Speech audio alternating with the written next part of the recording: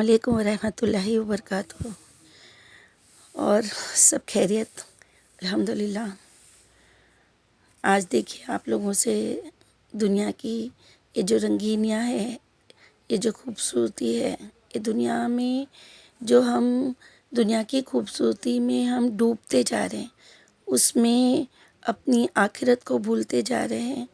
ہمارے جو بچے ہیں ان لوگوں کو ہمیں بہت سمجھانے کی ضرورت ہے، انہیں بہت دین کی طرف لانے کی ضرورت ہے، کیونکہ انہیں اب ہماری جو باتیں ہیں، جو دین کی طرف، جو ہمارے اسلام میں جو ریسٹرکشن ہے کہ یہ کرنا ہے اور یہ نہیں کرنا، وہ ہمارے خیر کے لیے، ہمارے بھلے کے لیے، لیکن بچوں کو وہ چیز بری لگتی ہے نا۔ آج کل کی جنریشن کو دیکھ رہے ہیں نا، ان کو اگر آج کے طریقے سے کپڑے پہننے منع کرو یا آج کے طریقے سے جینے منع کرو تو ان کو وہ باتیں پسند نہیں آتی۔ اللہ سے دعا کرے کہ اللہ تعالیٰ ہمیں خود کو ہدایت دے، ہمارے بچوں کو، ہماری نسلوں کو اللہ تعالیٰ ہدایت پہ رکھے۔ اللہ پاک سب کو نیک توفیق عطا فرمائے پروردگار، اور جو صحیح اور غلط دین اور اسلام میں ہمیں بتایا گیا ہے اس پہ چلنے والا بنائے۔ کیونکہ دیکھیے حضور صلی اللہ علیہ وسلم کا پہلے ہی فرمان ہے، انہوں نے فرمایا تھا کہ میں اپنی امت کے بارے میں جس چیز کا سب سے زیادہ اندیشہ کرتا ہوں وہ یہ ہے کہ میری امت خواہشات کی پیروی کرنے لگ جائے گی، دنیاوی توقعات کے لمبے چوڑے منصوبے بنانے لگے گی، تو اس کی خواہش نفس کی پیروی کا نتیجہ یہ ہوگا کہ وہ حق سے دور جا پڑے گی، اور دنیا سازی کے منصوبے آخرت سے غافل کر دیں گے اسے۔ تو اے لوگو، یہ دنیا کوچ کر چکی ہے، جا رہی ہے، آخرت کوچ کر چکی ہے، آ رہی ہے، اور ان میں سے ہر ایک کے ماننے والے ہیں جو اس سے محبت کرتے ہیں۔ تو یہ اچھا ہوگا کہ تم دنیا کے پرستار نہ بنو۔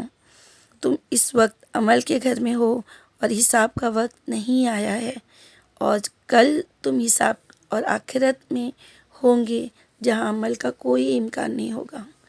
اللہ اکبر۔ وہاں جانے کے بعد کوئی عمل کرنے نہیں ملے گا۔ ہم اگر چاہیں گے بھی کہ اللہ سبحانہ و تعالیٰ ہمیں ایک دن کے لیے بھیج دے تو ہم یہ نیکی کر لیں گے، ہم اتنی عبادت کر لیں گے، ہم اتنی برائی چھوڑ دیں گے، ہم اتنے صدقہ خیرات کر دیں گے، ہم کیا نہیں کرنا چاہیں گے، لیکن پھر نہیں ملے گا نا وقت۔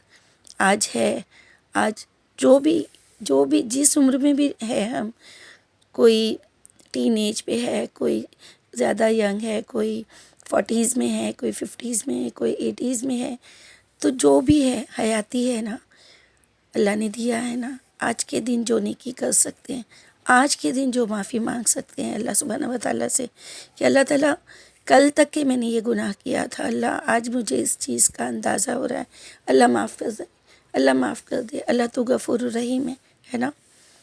اللہ تعالیٰ معاف نہیں کریں گے کیا؟ اللہ تعالیٰ ضرور معاف کریں گے انشاءاللہ، لیکن سچے دل سے توبہ ہونا چاہیے، اور دوسری بار نہ کرنے کا دل میں ہم ٹھان لے کہ ہم نیکسٹ ٹائم یہ نہیں کریں گے۔ انشاءاللہ تعالیٰ اللہ تعالیٰ معاف کرے گا، اور اس کے بعد جو نیکی کرے گی اللہ تعالیٰ ہمارے نامہ عمل میں بڑا چڑھا کے انشاءاللہ لکھے گا۔ تو اللہ تعالیٰ سے دعائیں مانگے، اور اپنی جو قبر ہے، جو ہمارا آخرت کا گھر ہے، اس کے بارے میں سوچیں۔ تو آج کی زندگی میں ہمیں اتنی رنگینیاں میں گھومنے یا اس میں بہنے کا وقت نہیں ملے گا انشاءاللہ۔ دیکھیے ایک حدیث ہے کہ حضرت ابو سعید خدری رضی اللہ تعالیٰ عنہ فرماتے ہیں کہ ایک دن حضور صلی اللہ علیہ وسلم نماز کے لیے مسجد میں تشریف لائے۔ آپ صلی اللہ علیہ وسلم نے دیکھا کہ کچھ لوگ کھلکھلا کر ہنس رہے ہیں۔ آپ صلی اللہ علیہ وسلم نے فرمایا، اگر تم لذتوں کا خاتمہ کر دینے والی موت کو زیادہ یاد کرتے تو وہ تمہیں ہنسنے سے روک دیتی۔ اللہ اکبر۔ اور موت کو بہت زیادہ یاد کرو جو تمام لذتوں کا خاتمہ کر دینے والی ہے۔ اور قبر ہر دن یہ کہتی ہے کہ میں مسافرت کا گھر ہوں، میں تنہائی کی کوٹری ہوں، میں مٹی کا گھر ہوں، کیڑوں کا گھر ہوں۔ جب کوئی مومن بندہ قبر میں دفن کیا جاتا ہے تو قبر اس کا استقبال کرتی ہے اور کہتی ہے کہ تو میری پیٹھ پر چلنے والوں میں سے سب سے زیادہ مجھے محبوب تھا،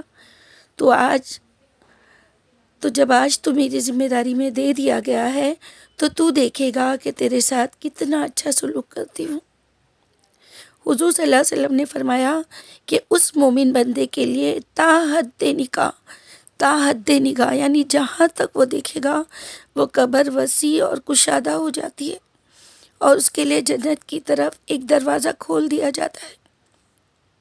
جب کوئی بدکار یا کافر بندہ دفن کیا جاتا ہے تو قبر اس کا استقبال نہیں کرتی، کہتی ہے تو میرے نزدیک میری پیٹھ پر چلنے والوں میں سے سب سے زیادہ ناپسندیدہ آدمی تھا، اب جب کہ تجھے میرے حوالے کر دیا گیا ہے، میرے پاس آ گیا ہے تو دیکھے گا کہ میں تیرے ساتھ کتنا برا سلوک کرتی ہوں۔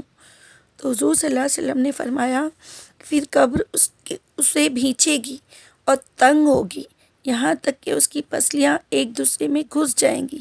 یہ فرماتے ہوئے رسول اللہ صلی اللہ علیہ وسلم نے ایک ہاتھ کی انگلیوں کو دوسرے ہاتھ کی انگلیوں میں پیوس کیا، اس کے بعد فرمایا اس پر 70 اسدے مسلط کر دیے جائیں گے جن میں ہر ایک اتنا زہریلا ہوگا کہ زمین پر اگر وہ پھونک مارے تو اس کے زہر کے اثر سے ہمیشہ کے لیے زمین کچھ بھی پیدا کرنے کے قابل نہ رہ جائے گی۔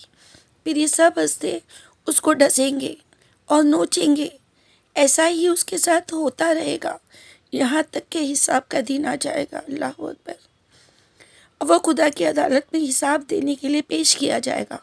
اس کے بعد رسول اللہ صلی اللہ علیہ وسلم نے فرمایا کہ قبر آدمی کے لیے جنت کے باغوں میں سے ایک باغ بنتی ہے یا جہنم کے گڑھوں میں سے ایک گڑھا۔ اللہ اکبر۔